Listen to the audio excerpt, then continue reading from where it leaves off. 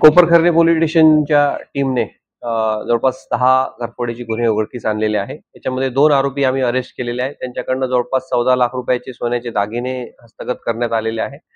या ज्या आरोपी आहेत 2 त्याच्यापैकी एका आरोपीवर जवळपास 10 चोरीचे गुन्हे दाखल आहे, घरफोडीचे गुन्हे दाखल आहे आणि दुसरा जो आरोपी आहे त्याच्या विरुद्ध जवळपास डिझेल चोरीचे काही गुन्हे दाखल आहे. हे दोन्ही ह्या सगळ्या ज्या घरफोड्या आहेत, याच्या सगळ्या ह्या सेक्टर 19 आणि 20 कोपरखैरणे फार्म सोसायटीच्या त्या दरम्यानच्या भागात केलेल्या आहेत. त्याच्या दोघांचं बॅकग्राऊंड काय? मूळचे कुठले, इकडचेच आहेत का बाहेरून राहायला आलेले आहेत? आणि शिक्षण शिक्षण काय आहे? सुशिक्षित आहेत की बेकार? 8वी 9वी शिकलेले आहेत.